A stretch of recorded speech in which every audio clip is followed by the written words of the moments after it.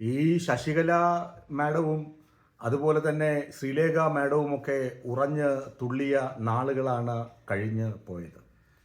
നന്ദഗോവിന്ദം ഭജൻസിനെ കുറിച്ച് ശശികല മാഡം ഒരുപാട് ഉറഞ്ഞു തുള്ളി.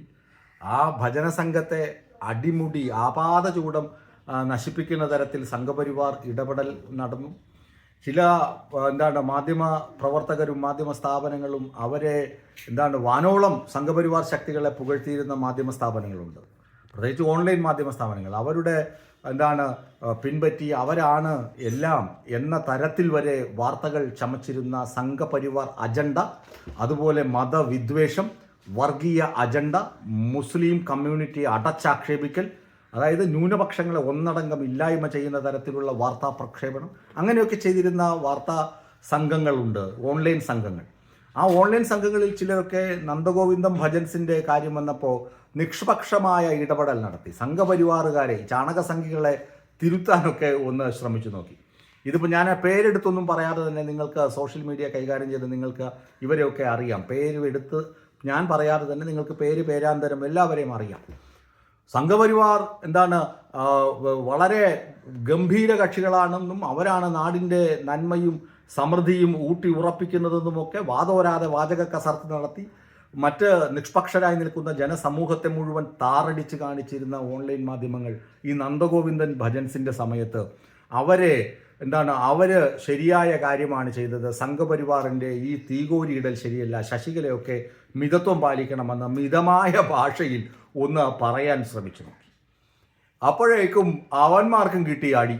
അവന്മാർക്ക് പൊതിരെ തല്ലുന്ന തല പിളക്കയാണ് അടി സംഘപരിവാർ സംഘികൾ കൊടുത്തത്. സംഘികൾ പറഞ്ഞു, നീയൊക്കെ നിന്റെ മാളങ്ങളിലിരുന്ന് നിന്നെയൊക്കെ നന്നാക്കിയാൽ മതി, ഇങ്ങോട്ട് കയറി ഒന്നും കൊട്ടേഷൻ വിടാൻ വരണ്ട എന്ന തരത്തിൽ അങ്ങോട്ട് കൊടുത്തു. അവസാനം ചില സംഘപരിവാറുകാരന്മാർ ഫേസ്ബുക്കിലൊക്കെ പരിദേവനം നടത്തി. അവന്മാർ പറയുകയാണ്, സംഘപരിവാറുകാരന്മാരെന്ന് പറഞ്ഞാൽ സംഘപരിവാർ അജണ്ട നടപ്പിലാക്കാൻ വേണ്ടി ഗൂഢമായി ശ്രമിച്ചിരുന്ന ചില മാപ്രകൾ, അവന്മാരൊക്കെ ഫേസ്ബുക്കിൽ എഴുതി തുടങ്ങി ഈ ചാണക സംഖ്യകളെ എങ്ങനെ പറഞ്ഞ് മനസ്സിലാക്കുമെന്ന്. അവന്മാർക്കും മനസ്സിലായി, അവന്മാർക്കും വയറ് നിറച്ച് കിട്ടി.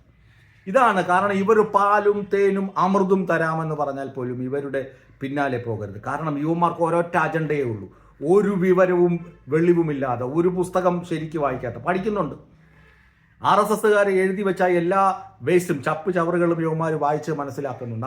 അത് എന്നിട്ട് പ്രഘോഷിച്ച് നടക്കുന്നുണ്ട്. അതല്ല ശരി, ചരിത്രം അങ്ങനെയല്ല ഇങ്ങനെയാണെന്ന് പറയാൻ ശ്രമിച്ചാൽ തീർന്നു. അതോടുകൂടി അവർ പൊതുശത്രുവായി, രാജ്യദ്രോഹികളായി. ഇന്നലെ ഒരുത്തൻ TV-യിൽ ഇരുന്ന് കാറുന്നത് കണ്ടു. വലിയ പദവിയൊക്കെയാണ്, മേജർ കഴിഞ്ഞാൽ അടുത്ത് കേണൽ, ആ തരത്തിലുള്ള പദവിയുള്ള ഒരുത്തൻ ഇരുന്ന് TV ചർച്ചയിലിരുന്ന് അലറി പറയുന്നുണ്ട് BJP വലിയ സംഭവമാണെന്ന്.